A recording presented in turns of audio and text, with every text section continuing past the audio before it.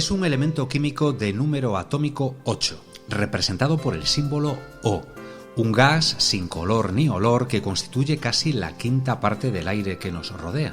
Y todos sin excepción, dependemos de él para vivir. Nos referimos, ya lo habrás adivinado, al oxígeno. Para muchos, hablar de oxígeno es hablar de un simple componente químico gaseoso con el que convivimos sin ni siquiera pensar en él. Pero para otras muchas personas el significado es bien diferente. Y me refiero a ti, paciente con insuficiencia respiratoria crónica, para quien pasar a depender de un equipo de oxigenoterapia es uno de los escalones más críticos en la evolución de la enfermedad, de la aceptación y del aprendizaje a convivir con ella de otra manera. Su prescripción depende de los profesionales sanitarios, pero el éxito de la terapia está solo en tus manos. Por eso, hoy nos dirigimos a ti, paciente a la que se lo acaban de prescribir, o a ti, que sabes que en algún momento no muy lejano también te va a tocar. Lo que queremos es transmitirte por qué en FENAER pensamos que debes seguir rigurosamente las indicaciones de tus médicos, también en cuanto al oxígeno, aunque te cueste, aunque suponga un gran cambio en tu vida, aunque pienses que en realidad no es tan necesario como te dicen.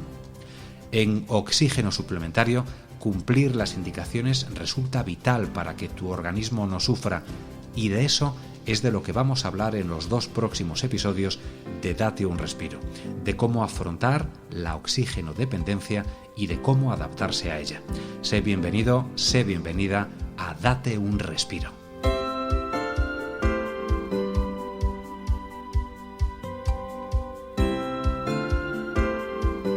Aquí comienza Date un Respiro, el podcast de salud respiratoria de FENAER.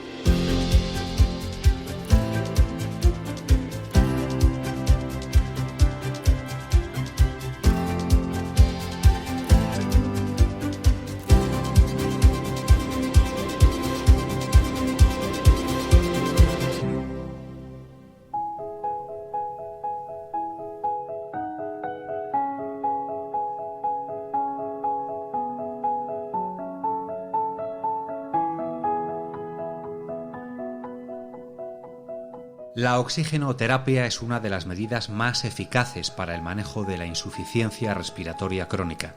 Gracias a ella se consigue aumentar el aporte de oxígeno y prevenir o tratar la hipoxia, que es como se conoce al déficit de oxígeno en sangre, tejidos y órganos, que compromete seriamente el funcionamiento de tu cuerpo y por lo tanto de tu salud.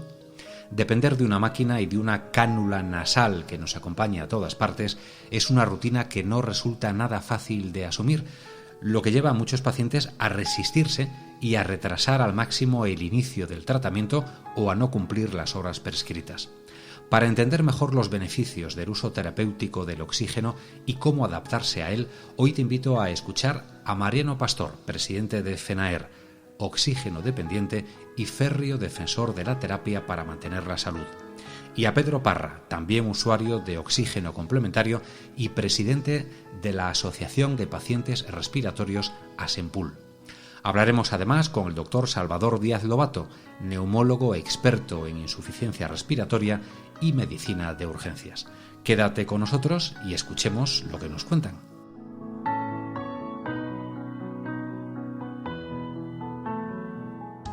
Te comentábamos que Mariano Pastor es un férreo defensor del oxígeno terapéutico y ahora vamos a saber por qué. Mariano desarrolló EPOC de forma muy temprana porque padece una condición genética rara, déficit de alfa-1 antitripsina, y utiliza oxígeno desde los 37 años de edad. Mariano Pastor, gracias por estar nuevamente, por cierto, en Date un Respiro. Hola Luis, muchas gracias. Mariano, ¿qué les dirías a los pacientes debutantes en el uso del oxígeno? Sabemos que a muchos de ellos les cuesta quizá asumirlo y retrasan la aceptación y el inicio del tratamiento también. Yo animo a todos los pacientes a cumplir el tratamiento según esté prescrito desde el primer momento. Generalmente se empieza por el oxígeno domiciliario durante 16 horas al día. Teniendo en cuenta que las horas de sueño cuentan, aunque parezca poco, 8 horas para estar fuera de casa y realizar actividades es bastante tiempo, sobre todo teniendo en cuenta que la mayoría de los oxígeno dependientes no tienen obligaciones laborales. La enfermedad respiratoria produce discapacidad orgánica, esa discapacidad que existe pero que no se ve. Sin embargo, el uso de los equipos de oxígeno da visibilidad a la enfermedad. Mariano, ¿crees que esto puede tener que ver con el retraso en su uso o directamente con la negativa de algunos pacientes a utilizarlo en la calle? Pues sí, efectivamente cuando te prescriben oxígeno para salir a la calle es realmente el primer gran cambio. Los primeros días son difíciles y piensas que todo el mundo te mira, pero después de muchos años con oxígeno portátil, yo os puedo asegurar que se me olvida que llevo oxígeno y no tengo ninguna sensación de ser diferente. Animo a todos los pacientes que lo necesiten a salir con el oxígeno a la calle desde el primer momento y en pocos días lo habrán normalizado. Es igual que quien empieza a utilizar gafas de ver, al poco tiempo se le olvida que las lleva. Ya, y la autonomía, otra variable, ¿se pierde tanta? ¿Se puede mantener el mismo estilo de vida o no? Bueno, eso sí que es cierto, que se pierde algo de autonomía.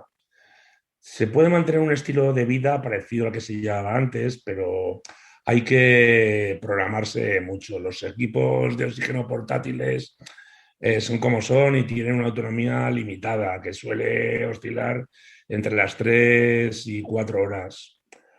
Si se dispone de un concentrador de oxígeno portátil, se puede realizar una recarga en cualquier sitio, local público, restaurante, etcétera. Pero bueno, se puede decir que se puede hacer todo con el oxígeno, pero con mucha planificación y con el tiempo un poco limitado.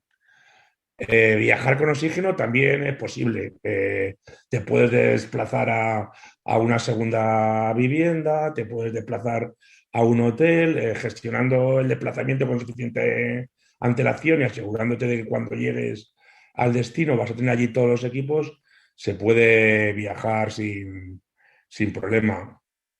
Una última pregunta, Mariano. Desde tu experiencia de años como oxígeno dependiente, ¿no es raro escuchar a pacientes que piensan que tienen que reducir las horas de oxígeno para que, argumentan, el cuerpo no se acostumbre, ¿verdad? Sí, sí que me suena. Es que esa frase la he escuchado bastantes veces. Sí. Bueno, yo considero que esa percepción es errónea. Y lo que ocurre es precisamente todo lo contrario. Nos acostumbramos a vivir con una saturación de oxígeno muy baja y creemos que estamos bien, pero todos nuestros órganos sufren mucho más de lo necesario y hacen que nuestra salud pueda ser mucho peor en el futuro. Entonces, es importante mantener una saturación de oxígeno buena, aunque teniendo la baja nos creamos que está bien porque nos hemos acostumbrado. Mariano Pastor, presidente de FENAER, un placer haberte tenido con nosotros, como siempre. Gracias a ti, Luis. Hasta la próxima. Un saludo. Estás escuchando Date un Respiro, el podcast de salud respiratoria de FENAER. Con Mariano hoy te traemos también a Pedro Parra, que es presidente de Asempul, para que nos cuente cómo se incorporó él al uso del oxígeno, cómo es su día a día, si lo lleva bien o qué inconvenientes le ve. Pedro, gracias por estar con nosotros. Hola, ¿qué tal? Encantado de hablar con vosotros de esta ratito. Pedro, ¿cuántos años hace que utilizas oxígeno? Me gustaría que nos comentaras un poco cómo fueron tus inicios, si solo para tareas que implicasen esfuerzo durante la noche. Yo hace aproximadamente 6 años que llevo con el oxígeno de forma permanente, ¿no? Bueno, inicialmente lo pasé muy mal. Lo primero porque lo primero que me trajeron a casa, primero además cuando empiezas con este tema, pues te traen una bombona, un pedazo de bombona de 2 metros de alta, llena de oxígeno y que no se puede mover, que no puede, tiene un montón de limitaciones, ¿no? Y encima te encuentras atado a una bombona, por decirlo de alguna manera, ¿no? Luego ya el tema cambió un poquito porque a los 2 meses o así, o unos meses después, me trajeron un concentrador, que ya es una máquina que se puede mover con cierta... Pero yo tengo además un inconveniente, es que yo vivo en una casa de 2 pisos, con un dúplex, y bueno, pues eso. La vida pues, se vio muy limitada en cuanto a poder moverte y en cuanto a... La indicación del oxígeno por parte de los médicos suele coincidir con verse obligados a dejar de trabajar. ¿Cómo fue en tu caso, Pedro? No, en mi caso es que coincidió que yo llevaba unos cuantos meses jubilado. Yo me jubilé y a los pocos meses yo ya tenía mis limitaciones, ¿no? Muchas. Pero yo tenía un trabajo de despacho. Yo iba al despacho y bueno, pues una vez mi problema era llegar al despacho. Una vez que llegaba al despacho me sentaba y el trabajo era sentado, ¿no? Y es más, incluso cuando tenemos muchos problemas también mentales, ¿no? Por estética, por yo que sé por qué, pues tampoco te lo ponías en el trabajo, porque cogías y bueno, pues recibías a la gente, parece que la recibes mejor sin el aparatito de la nariz. ¿Y te resultó difícil este proceso de adaptación? ¿Cuáles fueron, en su caso, las dificultades que más recuerdas de aquellos primeros momentos? Nos gustaría saber, Pedro, si es fácil comprender el funcionamiento de los equipos o es un escollo más que se debe salvar. Los aparatos, hombre, no sé, pero a mí me parecen sencillos de manejar, no ha habido una pega importante con ellos. Si son aparatos que se encienden, te los colocas, enciendes y luego está el calibrar el volumen de oxígeno, ¿no? que te proporcionan, pero que eso, pues bueno, es una ruedecita que hay que darle, tampoco, que no es complicado, vamos, me parece a mí. Muchas personas nos consta que se retraen por cuestiones sociales, ¿no? ¿Influyó el cambio en tu vida, en tus salidas con los amigos, en tus relaciones personales? Eso es uno de los temas principales que tiene esta enfermedad y estos tratamientos, ¿no? Aparte de que te ves pues te ves con un aparato a cuestas cuando sales a la calle, ¿no? La vida también te cambia en el momento que tienes la mochila. Lo cierto es que pues depende te lo digo más por amigos pues, que son quizás... Yo soy muy... Me da igual, me río de todo, ¿no? Hasta cierto punto. Y entonces, bueno, a mí llevar una mochila en esto y respirando de una mochila, pues no me importa en absoluto, y menos con mis amigos, ¿no? Pero sí hay gente que sé que tiene esos problemas. Yo no me he sentido excesivamente mal. Me he sentido liberado cuando he podido salir a la calle con la mochila, ¿no? Todo lo contrario, de sentirme mal. Luego, además, es que a mí me gusta la calle mucho. y estar aquí encerrado, como estamos ahora con el virus y con todas estas cosas, pues lo llevo bastante mal. Pero no por razón de la enfermedad, sino por el hecho de estar en casa, ¿no?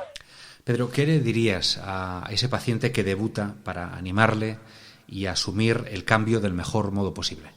Pues dos cosas. Una, y sobre todo la primera, es que lo que deben aceptar es su enfermedad.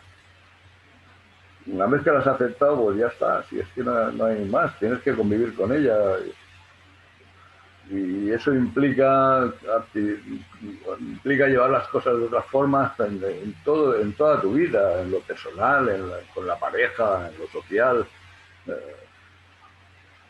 Una vez que has conseguido ya aceptar la enfermedad, pues y tu entorno conoce de qué funciona y las limitaciones que tú tienes y tal, pues has de aprovechar la vida y el tiempo. Si no hay otra forma. Y hacer aquello que te apetece, que la vida no se acaba por esta enfermedad de golpe, ¿no? Hay muchas cosas que disfrutar y seguimos teniendo cosas que aportar también a la sociedad. Bueno, en fin, que la vida no se ha acabado simplemente. Es otra vida y ya está, pero deja de aceptarla. Pedro Parra, presidente de Asempool, gracias por haber compartido con nosotros toda tu experiencia. Muchas gracias. Ya sabéis que cualquier cosa que yo pueda hacer o colaborar, pues a vuestra disposición me tenéis. Hasta pronto. Estás escuchando Date un Respiro.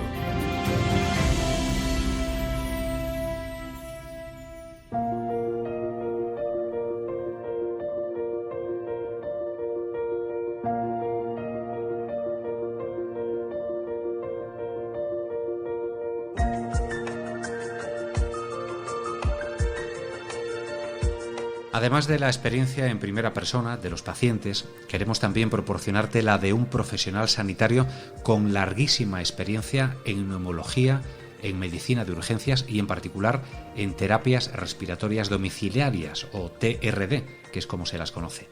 El doctor Salvador Díaz Lobato es nuestro próximo invitado. Actualmente es director médico de Oximesa Nippon Gases. Antes ejerció como neumólogo en Madrid, primero en el Hospital Universitario de La Paz y después en el Hospital Universitario Ramón y Cajal, donde fue responsable de la unidad de ventilación mecánica no invasiva y también coordinador del servicio de urgencias. Doctor, bienvenido a Date un Respiro. ¿Qué tal? ¿Cómo estáis? Un placer estar aquí compartiendo este rato con vosotros. Para los pacientes respiratorios, la indicación de uso de oxígeno puede ser un momento traumático por lo que implica de avance de la enfermedad y merma de la calidad de vida. ¿Cómo contrarrestar esa sensación de pérdida, convenciendo a esos pacientes a quienes se les acaba de recetar el uso del oxígeno que está en juego su salud? Esta es una pregunta tremendamente importante, ¿no? Sobre todo tanto para el médico como para el paciente. Entiende que una persona que está acostumbrada a llevar su ritmo de vida, su enfermedad crónica respiratoria, porque estamos hablando de pacientes con enfermedades respiratorias, ¿no?, de larga evolución, en un momento determinado hay que decirle que tienen que empezar a vivir con oxigenoterapia en su vida. El paciente te va a preguntar ¿esto qué es? Si no lo ha visto ya por algún otro conocido, amigo, en la sala de espera del hospital cuando están en las consultas. Muchas veces ya se imaginan directamente, ¿no? Esto como cuando te haces una radiografía y dices, ay, me van a decir que tengo o no tengo algo. Siempre que hago una prueba, el médico me encuentra algo. La sensación es tremendamente dramática, si la vemos desde este punto de vista.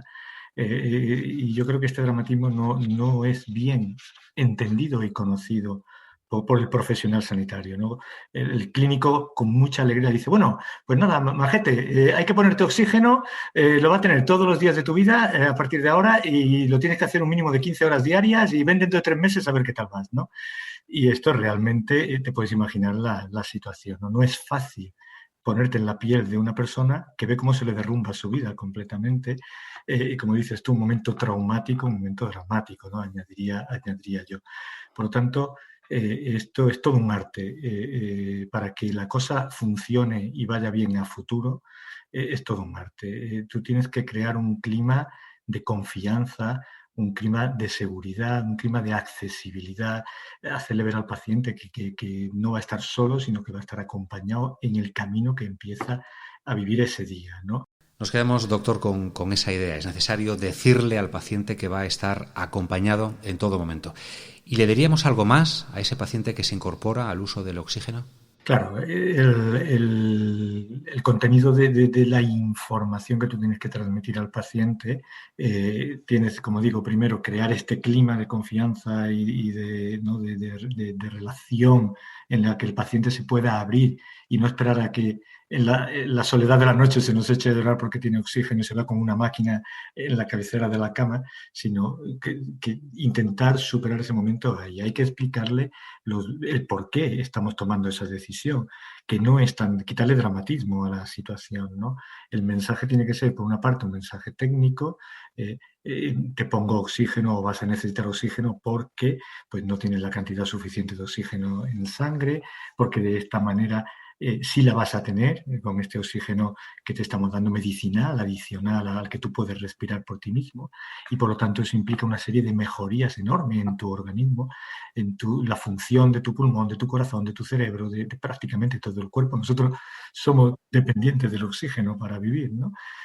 Hasta a nivel de la última célula. Por lo tanto, es fácil explicar al paciente toda la mejoría que va a notar y por qué tiene que hacer y usar el oxígeno en la medida, en la forma en la que le estamos explicando que lo tiene que hacer.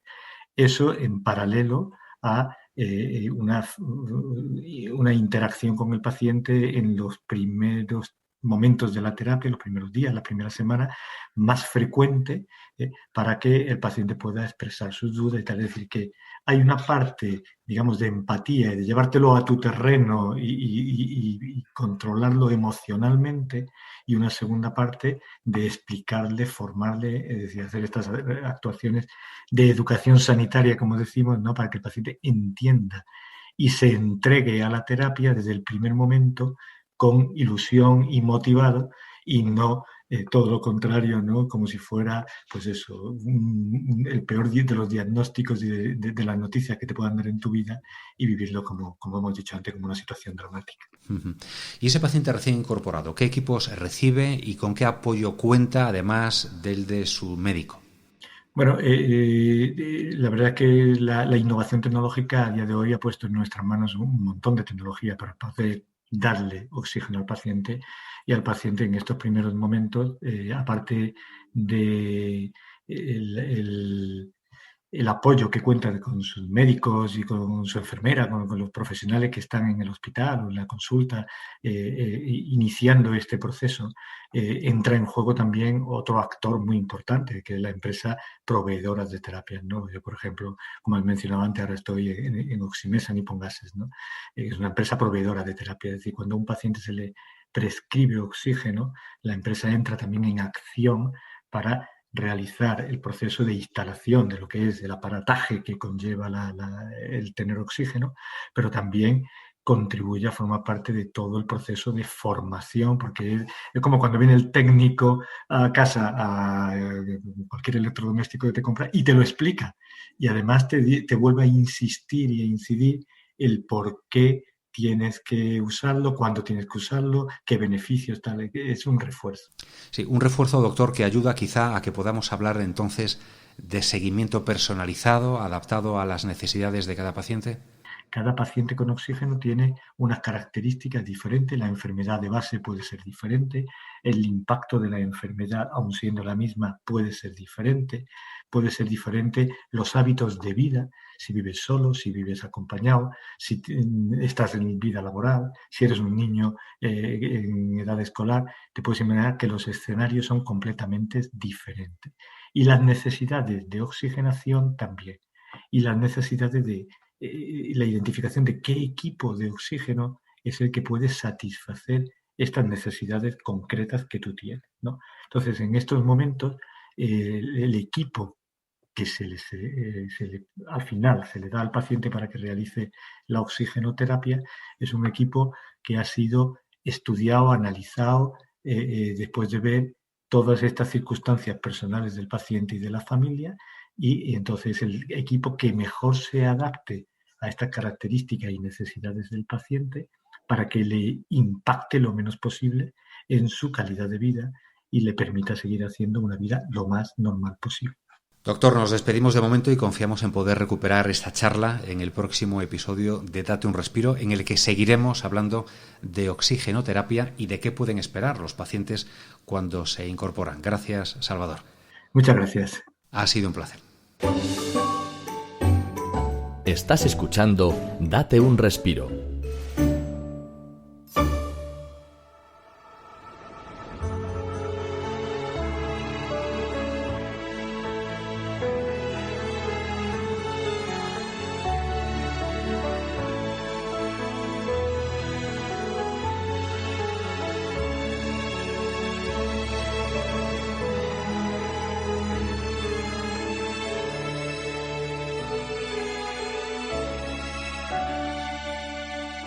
Y hasta aquí hemos llegado por hoy. Espero que la información que ya nos han proporcionado Mariano, Pedro y el doctor Díaz Lobato te haya sido útil y te ayude a conocer mejor la oxigenoterapia, por qué nos la indican y qué podemos esperar de ella. Y te emplazamos desde ya para que nos acompañes también en el próximo episodio. Seguiremos hablando del oxígeno medicinal. Hasta entonces puedes contactar con nosotros por teléfono, por correo o incluso por WhatsApp. Escríbenos o mándanos un audio y háblanos de tus dudas sobre el oxígeno o sobre cualquier otra cuestión, por supuesto. Antes de irnos, nos quedan los minutos de humor con Gracia, que a saber cómo ve ella esto de la oxigenoterapia, seguro que no defrauda. Si te ha gustado el episodio, danos un me gusta y síguenos en la plataforma desde la que nos escuchas. Un saludo cordial de todo el equipo de Date un Respiro, nuestro realizador Miguel Ángel Rodríguez de los Santos, de Olga González, Martiño Suárez y Elena Goyanes, que han tejido este episodio, y de quien te ha hablado, Luis Fraga. Hasta pronto.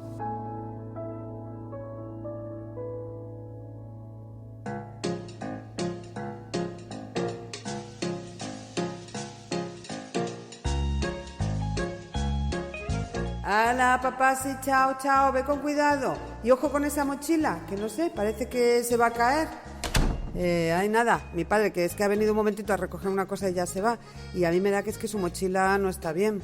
Que no es que mi padre sea un mochilero, que va. Mi padre es oxígeno dependiente y lleva su equipo para respirar en una de esas mochilas con ruedas. Y está encantado, porque con el aparato portátil ese pues puede ir a cualquier sitio. ¡Ay, qué gracioso fue la primera vez que se lo pusieron y se llevó a mi hijo de merienda al parque! El niño debía tener unos 6 años. ¡Qué mosqueo se pilló! Que el abuelo era un jetas, me dijo, que por qué él tenía que llevar su mochila llena cargando con todo lo de la merienda y el yayo no metía nada en la suya. Criaturita. Lo peor fue cuando le expliqué que era porque el abuelo en su mochila solo podía llevar aire. Mira, se me quedó mirando con ojos de mamá, tú estás para allá del todo, y al final refunfuñó algo como no sé, refunfuñó algo.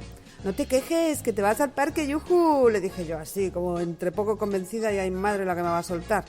Yujú, me respondió, me voy al parque con un señor que lleva una mochila con aire y 2 tubos en la nariz y a ti te parece yujú. Yo le expliqué con más calma que es que el abuelo necesitaba mucho aire porque él era especial y que en la calle y en el parque pues a veces no había suficiente. Por eso él se llevaba su propio aire en esa mochila y así respiraba mucho mejor. Y mira, eso ya pareció convencerlo más. Y yo me quedé más tranquila y más contenta. Qué inteligente mi niño y qué comprensivo.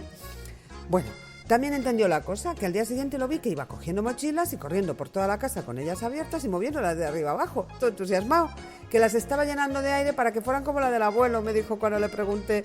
Ay, qué ricura, no me digas, cosa más tierna, y mi niño, qué listo, y qué encantador, y qué achuchable, y qué orgullosa estaba yo, hasta que nos llamaron del colegio. Sí, el director nada menos. Que hiciéramos el favor de convencer a nuestro hijo de que se abstuviera de hacer negocios poco claros en el centro.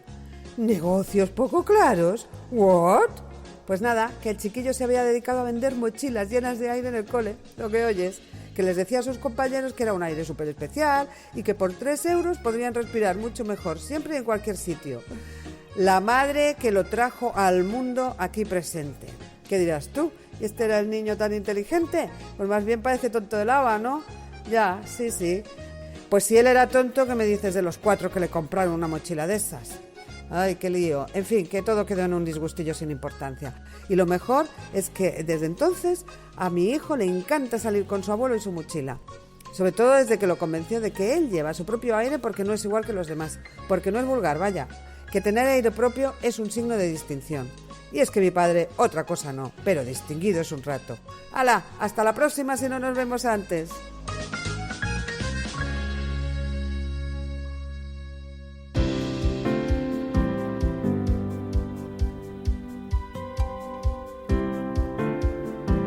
Hasta aquí, Date un Respiro. Recuerda que puedes mandarnos mensajes de audio de WhatsApp al teléfono 624-201-909 y dejarnos tus sugerencias o preguntas. Date un Respiro, el podcast de salud respiratoria de FENAER.